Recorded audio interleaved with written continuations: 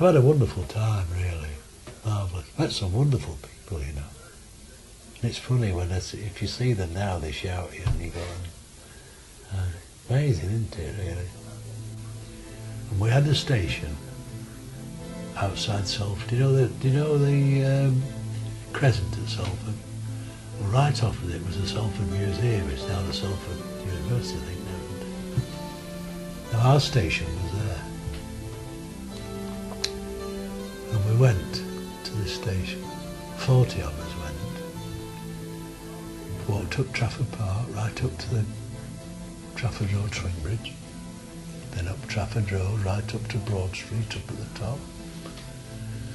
Goodness knows how many pubs you passed in those days in Broad Street, but the man in charge of it was a man called Broadhead.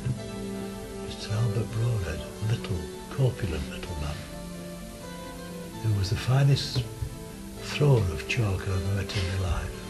If you were talking behind his back, he'd whip round and chalk at you right on the nose invariably. Should have been playing cricket out there. He was a Yorkshireman when he came from Batley. Now he was in charge of this party, of which I was one. Now walking from the Trafford Park Hotel, well, a bit lower down than that, to Salford, quite a walk really, you know, but we walked it like, there's no, you're expected to walk. It was a lovely daisy town. Now going up Trafford Park, it was go as you please. You were talking and you were in threes and talking and then he'd be at the front of the column with Mr. Albert Broadhead, and then he'd stop and the column would go past him on the footpath, you know, and then he'd quickly step and get to the front again, and did making sure everybody was. Now this went on till we got up to Broad Street. Salford, the Salford Hippodrome was on the left, and he halted the column then, like. And then he walked up and down and he said something like this to us. Righto, he said. That's the end of it now, he said. We've got a wonderful station for this. We had, I suppose, outside on the foot, right on the front we were, that opposite the museum as it was. He said, let's show them what we weren't in a Salford really, we were in the borough of Stretford. As it was, you know what I mean? Like we were infiltrating, I suppose, to a degree. And he said, righto, he said, let's show them what we're made of. Let's show them we're from Trafford Park. And he brought us all to attention, and we set off, and we marched from there up to that station. And I'll tell you this, the Grenadier Guards have never marched better.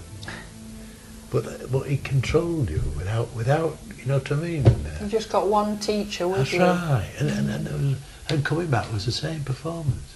We came back and we got to about Cross Lane before we went where you could talk to your pals that you with. No problem. And how was it you did it in those days? That's what staggers in comparison to today, you know what I mean? There was an awful lot of tradesmen and you see, it started in the 1900s, I suppose. These men came from all over the country. They came for work. It's nothing new. I think that's the longer I look at it. Nothing new. They came from the northeast. They came from the Rhondda. They came from Ireland. They came from Scotland. They came from all of England. All over they came from. Tradesmen. Brilliant tradesmen. Honestly, brilliant tradesmen. I mean that. Pioneers, if you like, of never mind how the West was won. I mean it sincerely, you know, people.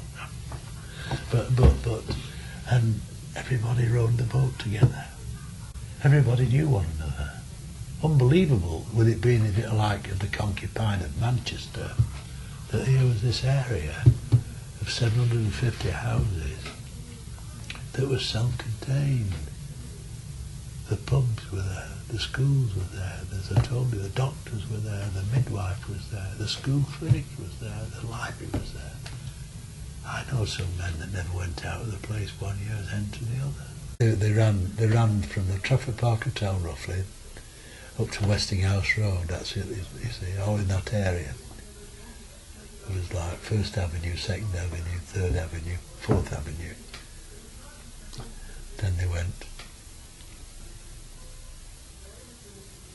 Street, 3rd Street, 4th Street, 5th Street, 6th Street, no 7th Street. The school was there. 8th Street, 9th Street, 10th Street, 11th Street, 12th Street. Very easy to be the postman. Not like I get here, stuff to the wrong. Not being funny with you, just show, you know, very much on the American, I suppose it was with the Westinghouse Company.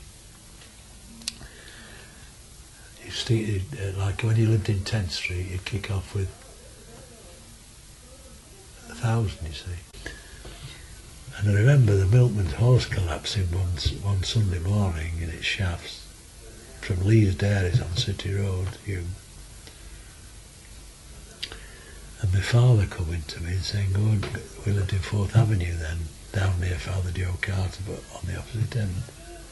Next door was the doctor, P.H. Daly. Go home and get some ask your mother to give you a bottle of brandy."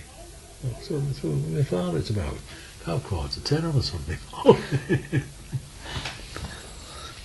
And he wasn't a drinker, my father. And I come back with the brandy, the next minute he's walking up 10th Street. There's this horse on the floor, and there's the doctor. The local doctor's out daily. So, and he got colic, this horse. They got it out, they got it up off his, under the harness, got it on his feet, they give it brandy. So, and that was it. And I remember saying to my father afterwards, like, got it all right again, it was okay. And I said, I didn't know you were interested. I said, I didn't know anything about horses. And my father said, you don't know everything, you know, you just think you do, don't you? I've been to Manchester United when there's been over 60,000 there, years and years and years ago. They never closed the road. From when you come down Warwick Road, it used to be, it's Mac Busby Way or something now. The buses would be lined up on the facing Manchester, right down Trafford Park Road. You'd see on the indicator, Piccadilly. People piling on buses, and there'd be inspectors there, and as soon as it was full, take it away.